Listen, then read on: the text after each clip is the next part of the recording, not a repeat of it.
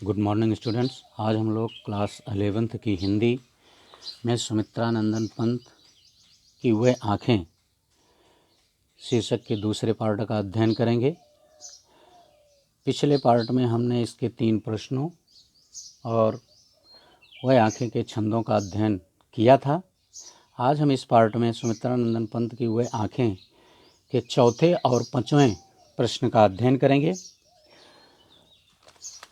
तो देखिए बच्चों, चौथा प्रश्न जो है वह संदर्भ सहित आशय स्पष्ट करने के लिए कह रहा है। ये 3 खंडों में विभक्त है। चौथा प्रश्न का, खा और गा। ये जो है आपको संदर्भ भी बताना है और इसका भाव भी बताना है, यानी आशय भी स्पष्ट करना है। तो आइए हम देखते हैं पहले चौथे का खंड। उजरी उसके सिवा किसे कब, पास दुहाने आने देती। तो इसमें सर्वप्रथम हम संदर्भ देख लेते हैं।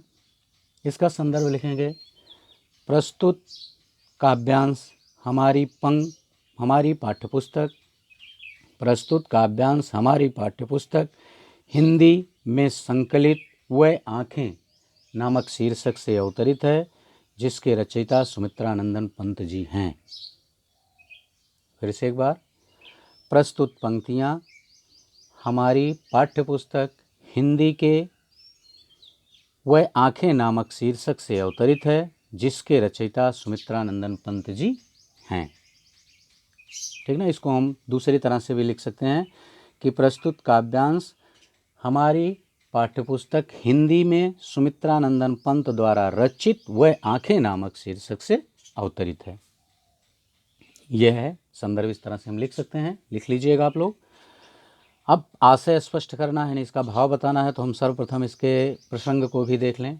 प्रसंग वही है जो आपने छंदों में पढ़ा था कि कवि ने किसान की पीड़ा का चित्रण किया है। प्रस्तुत पंक्ति में किसान की पीड़ा का चित्रण कवि द्वारा किया गया है। उजरी उसके सिवा किसे कब पास दुहाने आने देती। देखिए, जिस किसान का चित्रण कवि ने किया है, उस किसान के पास एक उजरी नामक गाय थी, जो किसान से बहुत प्रेम करती थी। किसान को भी उससे लगाव था। गाय उस किसान के सिवा और किसी को भी अपने पास दूध दूहने के लिए नहीं आने देना चाहती थी। लेकिन वह किसान भी महाजन के ऋण को उतारने के लिए, चुकाने के लिए अपने उस उजरी नामक गाय को भी बेच देता है। लेकिन बेचने के बाद भी किसान के आँखों के सामने वह उजरी गाय आज भी घूमती रहती है। अर्थात उजरी गाय का जो प्रेम है वह आज भी किसान के आँखों में उमड़ता रहता है। तो ये था चौथे के का उत्तर। चौथे का खा हम देखते हैं। घर में विधवा रही पतोहू, लक्ष्मी थी यद्यपि पति घातिन। तो खा को हम देख लें। देखिए, घर में विधवा रही पतोहू, इसमें भी किसान की पीड़ा का चित्रण किया गया है। आपने छंदों में पढ़ा है पीछे, उसकी व्याख्या में, कि किसान के बेटे को महाजन के कारिंदों ने पीट पीट कर लाठी डंडे से मार डाला था। किसान के बेटे की हत्या के बाद उसकी युवा बीबी, विधवा जो हो चुकी थी, वह अब अकेली रह गई थी। लक्ष्मी थी। जब वह इस घर में आई थी तो उसको गृह लक्ष्मी माना जाता था, यद्यपि पति घातिन। लेकिन आज उसी को उसके पति की हत्या का कारण बताया जाता है। उसे उसकी पति की हत्यारिन कहा जाता है। ये इसका आशय है। संदर्भ वही रहेगा कि प्रस्तुत काव्यांश हमारी पाठ्यपुस्तक हिंदी के वह आँखें नामक पाठ से अवतरित है। इसके रचयिता सुमित्रा नंदन पंत जी हैं। ये था चौथे का खा। आइए हम चौथे का गा देखते हैं, यानी चौथे का तीसरा खंड।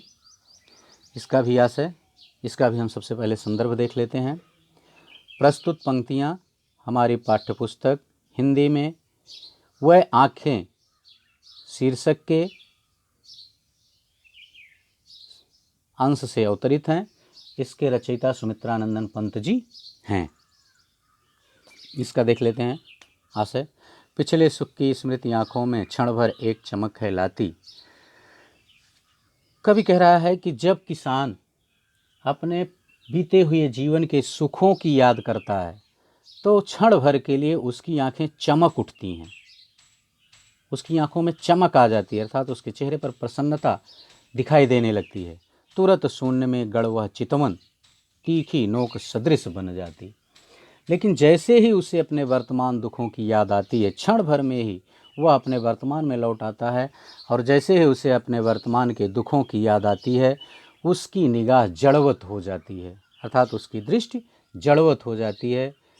उसका वह सुख जो बीता हुआ है, उस सुख की जो झलक थी उसके सामने वह समाप्त हो जाती है, उसकी आंखें, उसकी दृष्टियां जड़वत हो जाती हैं। ऐसा प्रतीत होता है कि जैसे वह कुछ देख ही नहीं रहा है, अपने पलकों को झपकाना भी भूल जाता है। तो ये था चौथे प्रश्न का उत्तर। उम्मीद है कि ये चारों प्रश्नों, चौथे के जो 3 खंड हैं, ये तीनों खंड आपकी समझ में आसानी से आ गए होंगे, कोई दिक्कत नहीं होनी चाहिए। यदि आपको कोई दिक्कत होती है तो आप कमेंट करके व्हाट्सएप पर हमारे पूछ सकते हैं, उसका समाधान आप कर सकते हैं। इस वीडियो को पूरा देखिएगा, तभी पाठ आपकी समझ में आसानी से आएगा। पाठ को अच्छी तरह से समझने के लिए वीडियो को पूरा देखना आवश्यक है। इसे लाइक और शेयर करना ना भूलें, कमेंट भी करें, चैनल को सब्सक्राइब कर लें, जिससे कि कोई नया वीडियो अपलोड किया जाए आपके सिलेबस से संबंधित तो उसका नोटिफिकेशन आपके पास पहुंचता रहे।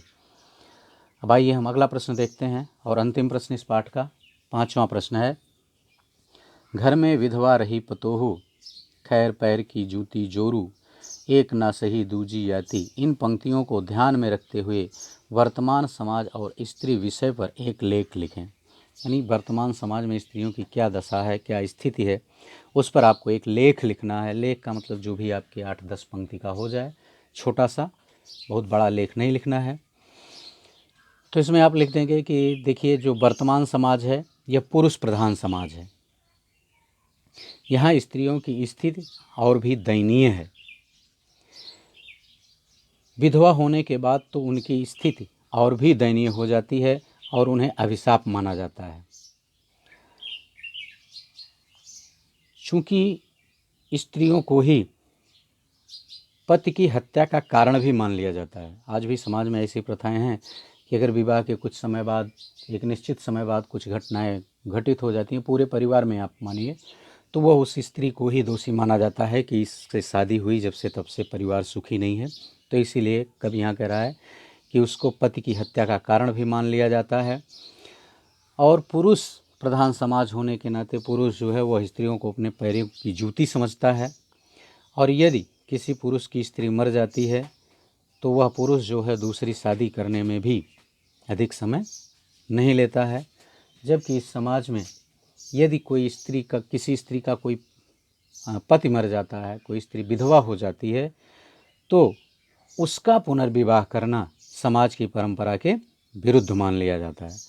अर्थात यदि पुरुष की स्त्री मर गई तो पुरुष दूसरा विवाह कर सकता है, लेकिन यदि किसी स्त्री का पति मर गया तो वह स्त्री दूसरा विवाह नहीं कर सकती है।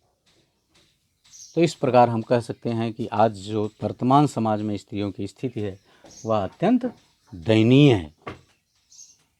तो उम्मीद करते हैं कि ये चौथे के 3 खंड और ये 5वां प्रश्न भी आपकी समझ में आसानी से आ गया होगा, किसी को कोई दिक्कत नहीं होगी। बस इस वीडियो में इतना ही। ये चैप्टर भी हमारा सुमित्रानंद पंत जी द्वारा रचित हुए आँखें यहीं पर समाप्त होता है। नेक्स्ट वीडियो में हम आपका अगला चैप्टर लेकर के आपके समक्ष उपस्थित होंगे। Okay, thank you.